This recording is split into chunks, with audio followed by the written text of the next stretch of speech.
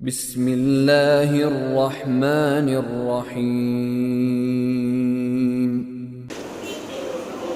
প্রথমে আল্লাহ কলম সৃষ্টি করেছেন। আউয়ালু মা খালাকাল্লাহুল কলম। কলমের নামে কোরআনে একটা সূরা আছে না? সূরার নাম হলো সূরাতু আল কলম। কলম হচ্ছে আল্লাহর প্রথম সৃষ্টি। আউয়ালু মা খালাকাল্লাহুল কলম, বুখারীর হাদিস। প্রথমে আল্লাহ কলম সৃষ্টি করেছেন। কলম সৃষ্টি করার পরে আল্লাহ কলমকে অর্ডার দিয়েছেন, উক্তুব, লিখো। কলম তখন আল্লাহ তাআলাকে প্রশ্ন করেছে, মাযা আকতুব, আমি কি লিখব? আল্লাহ তাআলা তখন কলমকে অর্ডার করলেন, উকতুব মা হুয়া কাইনুন ইলা ইয়াউমিল কিয়ামা, কিয়ামত পর্যন্ত যা কিছু হবে সব লেখা আরম্ভ করো। কলম তখন আল্লাহর এই আদেশ শুনে লেখা আরম্ভ করলো। সুবহানাল্লাহ। আল্লাহর হাবিব বলেছেন অন্য হাদিসে, এভাবে কলম আল্লাহর আদেশ পেয়ে মানুষ, আসমান জমিন সব কিছু সৃষ্টির 50,000 বছর আগে আল্লাহ তাকদির লিখিয়েছেন, তাকদিরকে লিপিবদ্ধ করে রেখেছেন। তাহলে প্রশ্ন হলো, যেখানে আমরা সৃষ্টি হওয়ার আরও 50,000 বছর আগে তাকদির লেখা হয়েছে, সেখানে আবার লাইলাতুল কদরে এই রাতে তাকদির বা ভাগ্য নির্ধারণ করা হয়, তাহলে কথাটা কি বৈপরীত্য হয়ে গেল না, বিপরীত হয়ে গেল না? নিশ্চয়ই না, বিপরীত হয়ে যায় নাই। কারণ ওই 50,000 বছর আগের যে তাকদির লিপিবদ্ধ করা হয়েছে ওটা চূড়ান্ত, ওইটা ফিক্সড। আর প্রত্যেক লাইলাতুল কদরে বছরে বছরে যে আপনার ভাগ্য নির্ধারণ করা হয়, এটা হচ্ছে আগামী 1 বছরের। এটা একটা উদাহরণ দিলে আপনি বুঝবেন। মনে করেন কেউ তার দেশের জন্য আগামী 20 বছরের একটা প্ল্যান নিল, তাই বলে কি 20 বছরের বাজেট সে একবারই দেয়? বছরে বছরে কি আবার বাজেট দেওয়া লাগে না? দেওয়া লাগে। তো 50,000 বছর আগে তাকদির লেখা হয়েছে ঠিক, কিন্তু এরপরেও বছরে বছরে প্রত্যেক বছরে কার রিজিক কতটুকু, কে মারা যাবে, কে আসবে যাবে, এগুলো প্রত্যেক বছর লাইলাতুল কদরের রাতে আবারও ফেরেশতাদের মাধ্যমে আল্লাহ তাআলা ফেরেশতাদেরকে এগুলো জানিয়ে দেন। সুবহানাল্লাহ। এটা অন্যান্য রাতের মতো রাত নয়।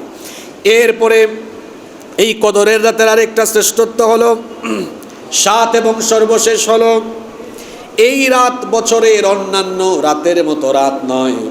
এই রাতকে যারা কাজে লাগাতে পারবে, এই রাত যদি কারো নসিব হয়ে যায়, এই রাতে কেউ যদি নামাজে দাঁড়িয়ে থাকে, ইবাদত গুজার হয়ে যায়, আল্লাহর নবী বলেছেন, বুখারী এবং মুসলিম শরীফের হাদিস, নবীজি বলেছেন, মান কামা লাইলাতাল কদরি ঈমানান ওয়া ইহতিসাবান গুফিরা লাহু মা তাকদ্দামা মিন যামবি। নবীজি বলেছেন, যে ব্যক্তি ঈমান আর ইহতিসাবের সাথে নিজেকে সংশোধনের উদ্দেশ্যে কদরের রাতে যে ব্যক্তি সালাতে দাঁড়িয়ে থাকে, আল্লাহ তাআলা তার পিছনের জীবনের সকল গুনাহগুলোকে মাফ করে দিবে। এই শেষের 10 দিন আল্লাহর ওয়াস্তে কাজে লাগান। লাইলাতুল কদর যদি আপনার নসিব হয়ে যায়, গোটা জিন্দেগির গুনাহ আল্লাহ মাফ করে দিবেন। সুবহানাল্লাহ। কত গুনাহ আমরা করেছি, গুনাহের কোনো হিসাব নাই। যুবক ভাইদেরকেও বলছি, গুনাহের তো কোনো হিসাব আমাদের নাই, এত গুনাহ আমরা করেছি। এই যে কাপড় চোপড় আমরা পরিধান করি, কাপড় চোপড় ময়লা হয়ে গেলে আমরা ডিটারজেন্ট পাউডার, সার্ফ এক্সেল বা সাবান দিয়ে পরিষ্কার করি। গুনাহ কিভাবে পরিষ্কার করবেন? গুনাহ তো সাবান দিয়ে, ডিটারজেন্ট পাউডার দিয়ে, সার্ফ এক্সেল দিয়ে পরিষ্কার হয় না। গুনাহ পরিষ্কারের মেডিসিন হলো চোখের পানি। এজন্য বুখারী, মুসলিম, তিরমিজি সহ বিখ্যাত হাদিসের 5টি গ্রন্থে এই হাদিস এসেছে, 7 শ্রেণীর মানুষকে রব্বুল আলামিন কিয়ামতের দিন আরশের ছায়ার নিচে জায়গা দিবেন। এর মধ্যে 1 শ্রেণীর মানুষ হলো সেই ব্যক্তি, ওয়া রাজুলুন যাকারাল্লাহু খালিয়ান ফাফাদাত আইনা, সেই ব্যক্তি যিনি একাকী নীরবে নিভৃতে আল্লাহর ভয়ে, আল্লাহর জাহান্নামের আযাবের ভয়ে চোখের পানি ফেলেন। আমাদের অনেকের দিল নরম হয় না, শক্ত হয়ে গিয়েছে পাথরের মতো, চক্ষু থেকে পানি বের হয় না। রমজান মাস, এই মাসকে ভালোভাবে কাজে লাগান, নিজের গুনাহগুলোকে সাফ করার জন্য, পরিষ্কার করার জন্য। শেষের দশক প্রত্যেকটি রাতে গুনাহের জন্য অনুতপ্ত হয়ে চোখের পানি ছাড়েন, তাহাজ্জুদের নামাজে দাঁড়ান, সাজদায় গিয়ে চোখের পানি ছেড়ে দেন, সাজদায় গিয়ে চোখের পানি ছাড়েন, বেশি বেশি দোয়া করেন। যদি আপনার চোখের পানিগুলো অনুশোচনার পানির ফোঁটা হয়, তাহলে এই অনুশোচনার চোখের পানির ফোঁটা আপনার নাকের ডগায় আসার আগে মাত্র 2 ফোঁটা চোখের পানি দিয়ে আল্লাহ আপনার আমলনামার সকল গুনাহগুলোকে ধুয়ে মুছে সাফ করে দিবে। 2 ফোঁটা পানি ছাড়েন, শেষের দশকে একটু কান্নাকাটি করেন, রাত জেগে ইবাদতে দাঁড়ান। লাইলাতুল কদর কোন রাত এটা আপনি জানেন না, কদর তালাশ করে করে কদর যদি নসিব হয়ে যায়, নবীজি বলেছেন এই রাতে যে নামাজে দাঁড়িয়ে থাকে, আল্লাহর কাছে যে ব্যক্তি ক্ষমা চায়, মাফ চায়, কদরের রাতে কেউ যদি ভালোভাবে আল্লাহর কাছে মাফ চাইতে পারে, আল্লাহ তার অতীতের সব গুনাহগুলো মাফ করে দিবেন। সুবহানাল্লাহ। কদরের রাতের মোট এই 7টি শ্রেষ্ঠত্ব বললাম, যে কদরের রাত খোঁজার জন্য, অনুসন্ধান করার জন্য নবীজি শেষের 10 রাত ঘুমাতেন না। সম্মানিত মুসল্লিবৃন্দ, এই কদরের রাত অনুসন্ধান করতে গিয়ে নবীজি শেষের 10 দিন কাজে লাগালেন। আর আমরা এখন বাংলাদেশে কদরের রাতকে ফিক্সড বানিয়ে ফেলেছি। সেটা 26তম দিবাগত রাত, অর্থাৎ এটা 27তম রাত হয়। 26তম দিন গিয়ে যে রাত আসে, এটা 27তম রাত হয় না। তো আমরা ওই রাতকে বানিয়েছি লাইলাতুল কদর বা কদরের রাত।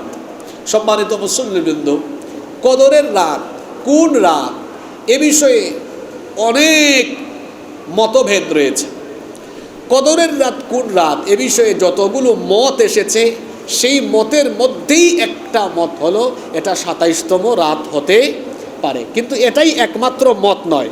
আমি বলেছি যতগুলো মতামত আছে তার মধ্য থেকে এটাও একটা অভিমত, কিন্তু আরও অনেক অভিমত আছে। যেমন নবীজি বলেছেন, ইন্নী উরিতু লাইলাতুল কদর, আমাকে লাইলাতুল কদর দেখানো হয়েছে, মানে জানিয়ে দেওয়া হয়েছে। কোন রাত লাইলাতুল কদর সেটা আমাকে জানানো হয়েছে। ওয়া ইন্নী নুসিতুহা আও উনসাইতুহা, এরপরে আমি তা ভুলে গেলাম বা আমাকে ভুলিয়ে দেওয়া হলো। শোনেন, এই হাদিসটা ভালো করে শুনেন। আপনাদের মনে মনে অনেক সময় প্রশ্ন আসতে পারে, নবীজি এত কিছু জানায় গেলেন, কদরের রাত কোনটা এটা একটু ফিক্সড করে জানায় যেতে পারলেন না? তাহলে তো আমাদের কষ্ট একটু কম হইতো। নবীজি আপনাকে উত্তর দিচ্ছেন, আমাকে প্রথমে কদরের রাত সম্পর্কে জানানো হয়েছিল। কোন রাত কদরের রাত আমাকে বলা হয়েছে, জানিয়ে দেওয়া হয়েছে। এরপরে আমাকে আবার তা ভুলিয়ে দেওয়া হয়েছে। ফালতাবিসুহা ফিল আশরিল আওয়াখিরি মিন কুল্লি উইত্র, সুতরাং কেউ যদি এই রাত খুঁজতে চায়, আমাকে শুধু এতটুকু বলা হয়েছে এটা শেষের দশকের বেজুর রাতগুলোতে রয়েছে। নবীজির অসংখ্য সাহাবীরা স্বপ্নে দেখলেন রমজানের শেষ 7 দিনের, শেষের 7 দিনে লাইলাতুল কদর রয়েছে। এই স্বপ্ন দেখে নবীজি বললেন, যেহেতু তোমরা এতগুলো মানুষ স্বপ্ন দেখেছো শেষের দশকের 7 দিনে, শেষ 7 দিনে লাইলাতুল কদর, তাহলে তোমরা জেনে রাখো শেষ 7 দিনেই তা রয়েছে, সুতরাং শেষ 7 দিনকে তোমরা বেশি গুরুত্ব দাও। অন্য হাদিসে এসেছে, নবীজি বলেছেন, তাহাররু লাইলাতুল কদরি ফিল উইত্রি মিনাল আশরিল আওয়াখিরি মির রমাদান, তোমরা রমাদানের শেষের দশকের বেজুর রাতগুলোতে লাইলাতুল কদর তালাশ করো। এখন বেজুর রাত কি? 5টা আছে, 21, 23, 25, 27, 29। এখন আমরা 21-এও নাই, 23-এও নাই, 25-এও নাই, 27-এ কম বেশি, 29-এও। লাইলাতুল কদর কোন রাত এটা কি ফিক্সড করে দেওয়া হয়েছে? জোরে বলতে হবে, ফিক্সড করে দেওয়া হয়েছে? ফিক্সড করে দেওয়া হয় নাই, বলা হয়েছে এটা শেষের দশকে আছে, এবং আরেকটু স্পষ্ট করে বলা হয়েছে এটা শেষের দশকের বেজুর রাতগুলোতেই আছে। সুতরাং আপনি বেজুর রাতগুলোকে কাজে লাগাবেন। কয়টা রাত বেজুর? কয়টা রাত আছে? 5টা রাত আছে। আপনি বিয়ে করার আগেও তো কয়েক রাত ঘুমাইতে পারেন নাই আনন্দের ঠেলায়। আবার কত রাত জেগে থেকেছেন ব্যবসায়িক কাজে, কত কাজে রাত জাগছেন। আপনি কি আপনার জীবনের গুনাহ মাফ করানোর জন্য শেষের দশকের 5টা বেজুর রাত জেগে থেকে ইবাদত করতে পারবেন না? জোরে বলেন, পারবেন না? ইনশাআল্লাহ অবশ্যই আমরা পারব। লাইলাতুল কদরকে গোপন রাখা হয়েছে কেন? আল্লাহ তাআলা তো চাইলে জানিয়ে দিতে পারতেন। গুরুত্বপূর্ণ কিছু জিনিস আল্লাহ গোপন রেখেছেন, যেমন মৃত্যু। কার মৃত্যু কোন সময় আমরা কি জানি? কেন আল্লাহ মৃত্যুর কথা গোপন রেখেছেন? মৃত্যুর কথা যদি মানুষ জানতো তাহলে মরার আগের দিন পর্যন্ত গুনাহ করত, আর আগের দিন তওবা করে একদম সুফি সাহেব হয়ে যেত। আল্লাহ মৃত্যুর কথা গোপন রেখেছেন এই জন্য, যাতে করে মৃত্যুর কথা স্মরণ করে মানুষ মৃত্যু পরবর্তী জীবনের জন্য নিজেকে প্রস্তুত করতে পারে। লাইলাতুল কদর আল্লাহ গোপন রেখেছেন কেন? যদি আল্লাহ ফাঁস করে দিতেন যে এটাই হলো কদরের রাত, তাহলে মুসলমানরা যেটা করত, বাদ বাকি 28 বা 29টা রাত তার খবরও থাকতো না। কদরের রাতে সব আইসা ইবাদতে শামিল হয়ে যাইতো, ভাবতো আজকেই সব মাফ করায় নেব। কদরের রাত আল্লাহ এজন্য গোপন রেখেছেন যাতে করে এই একটি রাত তালাশ করতে গিয়ে আমরা শেষের 10 দিন ইবাদত বন্দেগি করে করে আমরা নেকির পাল্লা ভারী করতে পারি। কিয়ামতের দিন এই নেকির দরকার লাগবে, এটা আমাদের প্রতি আল্লাহর বিশেষ দয়া। গোপন রাখার কারণে আমরা বেশি ইবাদত করছি, বেশি নেকি হচ্ছে। এই নেকিগুলো কিয়ামতের দিন আমাদের জান্নাতে যাওয়ার মাধ্যম হয়ে যাবে ইনশাআল্লাহ। তাহলে আমাদের লাভ হইল না লস হইল? লাভ না লস? ঘুরে ফিরে আমাদেরই লাভ। তো কদরের রাত কোন রাত এটা ফিক্সড করা নয়, তবে কিছু হাদিস এসেছে যেই হাদিসগুলো একত্রিত করলে কদরের রাত কোন রাত এ ব্যাপারে 7টা আলামত পাওয়া যায়। কয়টা আলামত? কদরের রাতের 7টা আলামত আছে, যে আলামতগুলোর মাধ্যমেও কদরের রাত বোঝা যায়। সেই 7টা আলামত কি? 1 নম্বর হচ্ছে সেই রাতটি গভীর অন্ধকারে ছেয়ে যাবে না। রাতটি গভীর অন্ধকারে ছেয়ে যাবে না। 2 নম্বর, সেই রাতের ওয়েদার আবহাওয়া হবে নাতিশীতোষ্ণ, না গরম না শীত, এরকম একটা ওয়েদার বিরাজমান থাকবে। 3 নম্বর হচ্ছে সেই রাতে মৃদুমন্দ বাতাস প্রবাহিত হতে থাকবে, অর্থাৎ এমন একটা বাতাস প্রবাহিত হবে যেই বাতাসটা গায়ে লাগলে পরে প্রশান্তি ফিল করা যাবে। 4 নম্বর, কদরের রাত যেই রাত হবে সেই রাতে মানুষ ইবাদত করে মজা পাবে, অর্থাৎ সেই রাতের ইবাদতে মানুষ তৃপ্তি পাবে, প্রশান্তি পাবে, শান্তি পাবে, বুঝবে যে না আজকে আমি শান্তি পাচ্ছি ইবাদতে বেশি। 5 নম্বর হলো কোনো হাদিসে এসেছে যে হয়তো কোনো ইমানদার ব্যক্তিকে আল্লাহ তার স্বপ্নেও জানিয়ে দিতে পারেন। মুমিনের স্বপ্নও কিন্তু নবুয়তের 46 ভাগের 1 ভাগ। ওই রাতে 6 নম্বর, ওই রাতে বৃষ্টি বর্ষণ হতে পারে। 7 নম্বর, সকালবেলা যে সূর্য উঠবে সেই সূর্যে খুব তেজ থাকবে না, হালকা আলোকরশ্মি সহ সূর্যোদয় হবে, যেটা হবে পূর্ণিমার চাঁদের মতো। এই 7টি আলামতের কথা বলা হয়েছে। তো লাইলাতুল কদর বেজুর রাতগুলোতে হয়। আর এই রাত সবসময় প্রত্যেক বছর একই রাত নাও হতে পারে, ঘুরে ফিরে আসতে পারে। যেমন কোনো বছর এটা 25তম রাতে হতে পারে, কোনো বছর 27তম রাতও হতে পারে, কোনো বছর 29তম রাতও হতে পারে, 21ও হতে পারে, 23ও হতে পারে। মোট কথা হলো এই, যেহেতু লাইলাতুল কদর ফিক্স নয়, এটা রমাদানের শেষ দশকে আছে, এজন্য রমাদানের শেষ দশক আমরা ইবাদত বন্দেগিতে কাজে লাগাবো যাতে লাইলাতুল কদর আমাদের কারো মিস হয়ে না যায়। নবীজি বলেছেন, মান হুরিমা খায়রাহা ফাকাদ হুরিমা, যে ব্যক্তি এই কদরের কল্যাণ থেকে বঞ্চিত হলো, লাইলাতুল কদর যে মিস করলো সেজন্য মহাকল্যাণ মিস করে ফেললো, সেজন্য মহাকল্যাণ থেকে বঞ্চিত হয়ে গেল। সম্মানিত মুসল্লিবৃন্দ, আমরা যেন এই লাইলাতুল কদর মিস করে না ফেলি, সেজন্য আসুন এই সিদ্ধান্ত গ্রহণ করি, শেষের 10 রাত আমরা নিজেরা এবং নিজেদের পরিবার পরিজনদেরকে নিয়ে শেষের 10 রাত আমরা ইবাদতে কাটাবো ইনশাআল্লাহ। এই কদর যেন মিস হয়ে না যায়, এজন্য নবীজি ইতিকাফে চলে যেতেন। ইতিকাফ এটা আরবি শব্দ, এর বাংলা অর্থ হলো আবদ্ধ হওয়া, কোনো স্থানে নিজেকে আটকে রাখা।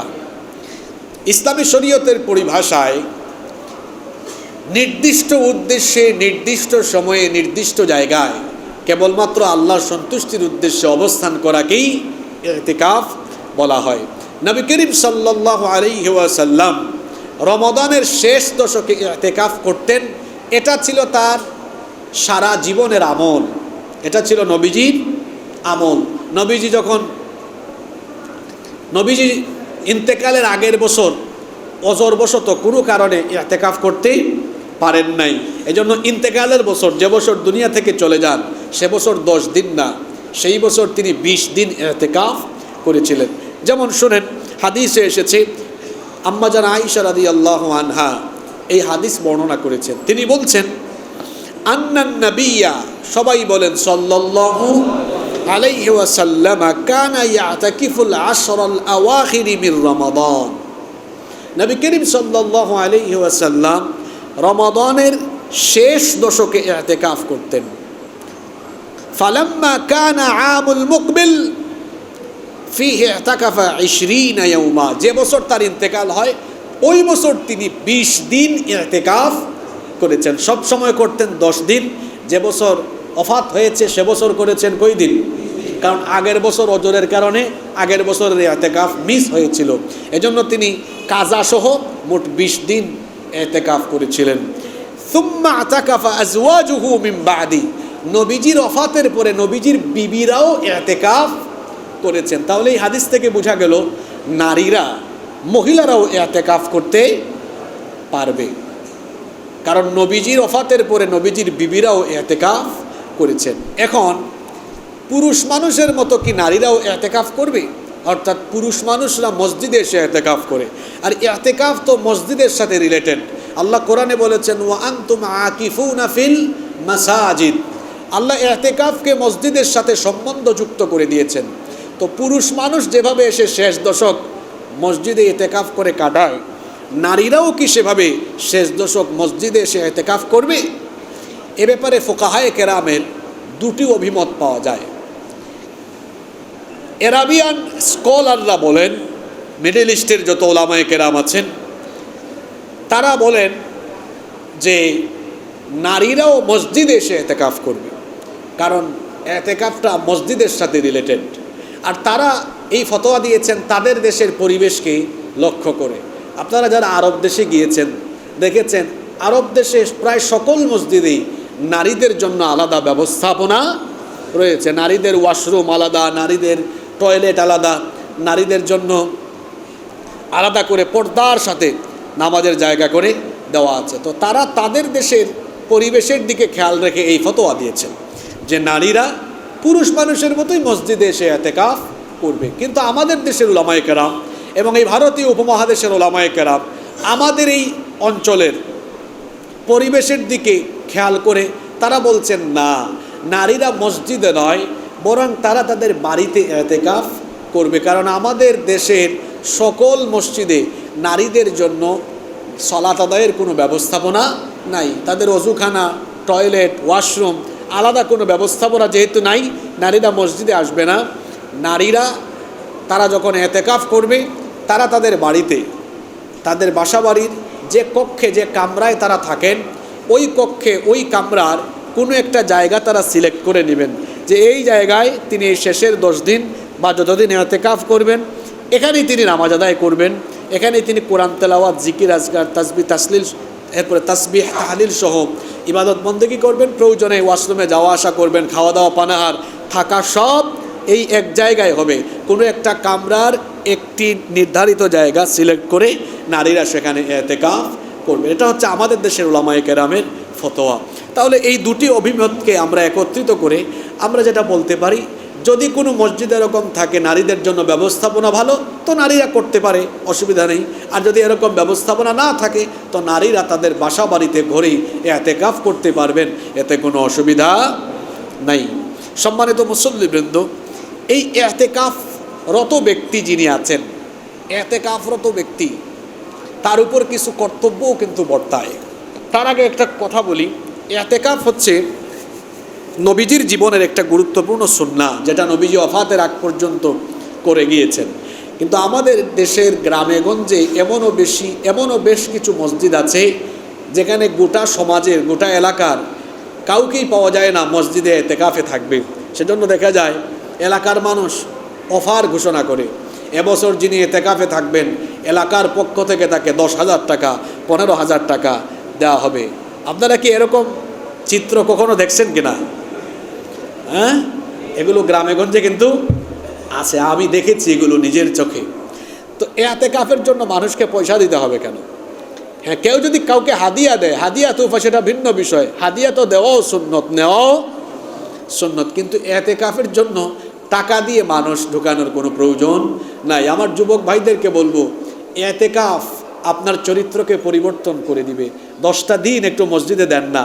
যুবকদেরকে উৎসাহিত করব, আপনারা আপনাদের নিকটস্থ মসজিদে ইতিকাফে বসে যেতে পারেন। 10 দিন ইতিকাফে বসে দেখেন, আপনি ইতিকাফ থেকে যেদিন বের হবেন নিজের মধ্যে এক ধরনের পরিবর্তন লক্ষ্য করবেন। কারণ এই ইতিকাফে থাকলে পরে আল্লাহর সাথে আপনার একটা সম্পর্ক তৈরি হবে।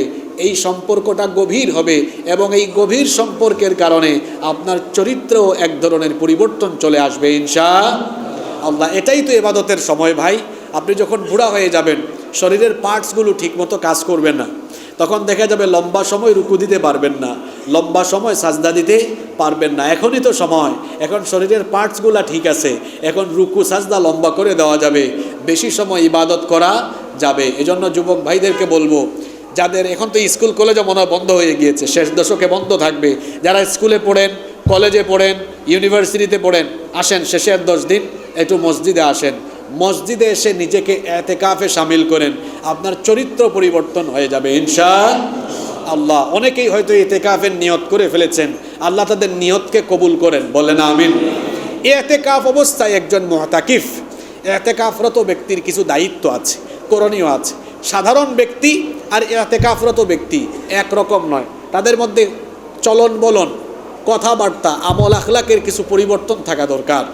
দেখা যায় এতেকাফে ঢুকার পরে অনেকেই আছেন, মোবাইল ফোন তো একটা আছেই, এখন মোবাইল নিয়ে ঢুকে তারপরে মসজিদের ফ্যান ছাইরা দিয়া, অনেকের বাসা বাড়িতে ইলেকট্রিসিটি আছে কিন্তু বাসা বাড়িতে আপনার ওই আইপিএস নাই, মসজিদে তো আইপিএসও আছে, ফ্যান ছাইরা দিয়া তারপরে বালিশ মাথায় দেওয়া চিত হয়ে শুয়ে থেকে ফোন কারে লাগায়া 2 ঘন্টা 3 ঘন্টা এতেকাফে থেকে কথা বলে।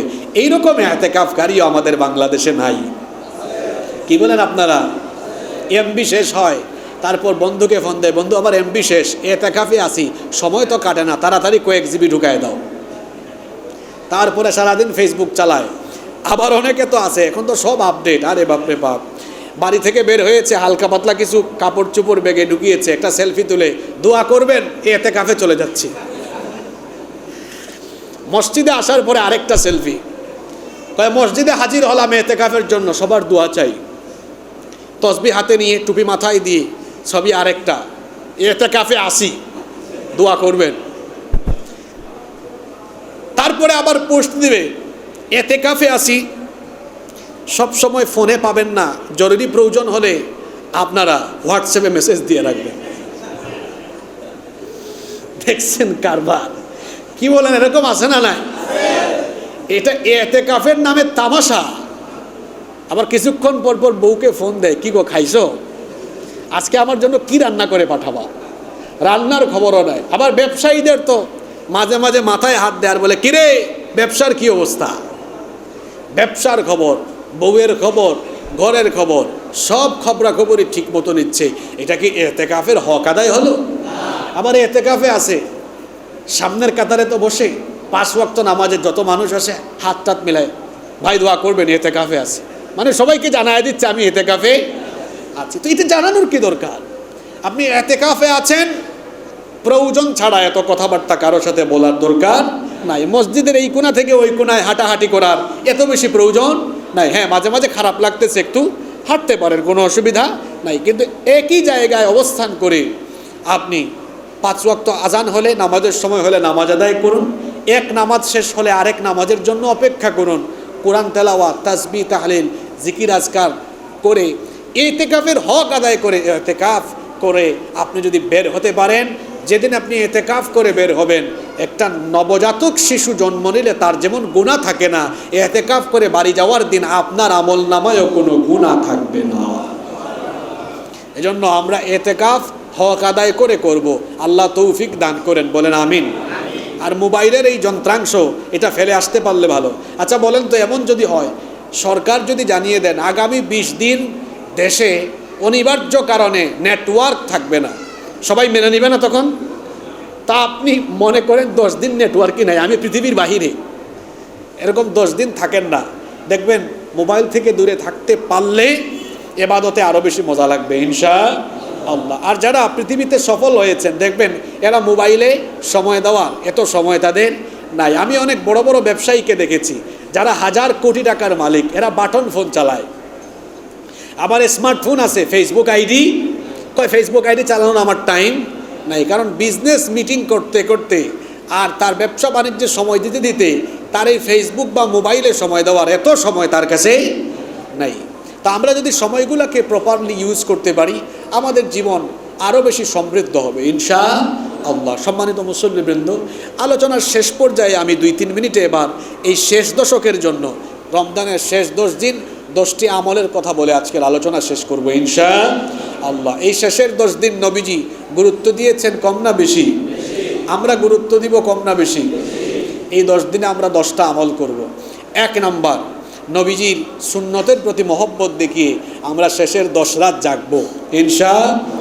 শপিংয়ের উদ্দেশ্যে না ইবাদতের উদ্দেশ্যে?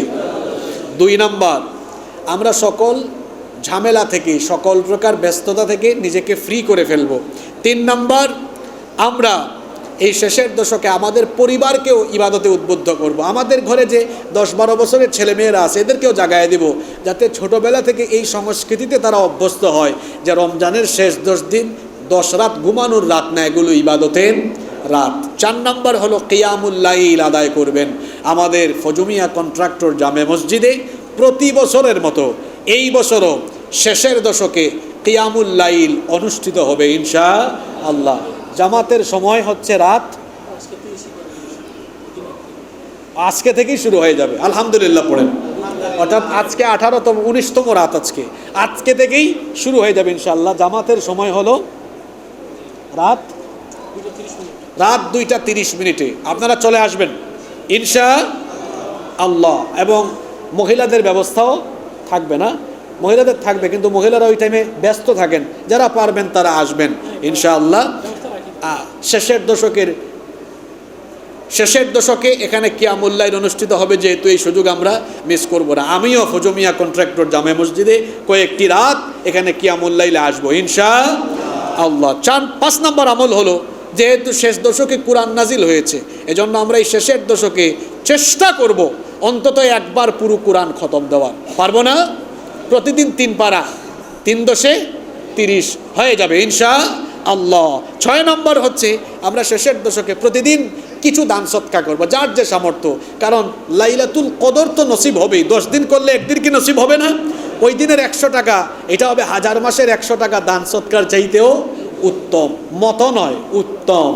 এরপরে আসেন 7 নাম্বার, বেশি বেশি জিকির আজকার করবেন। 8 নাম্বার, দোয়া করবেন। কদরের রাতের একটা দোয়া আছে, লাইলাতুল কদরের একটা দোয়া আছে।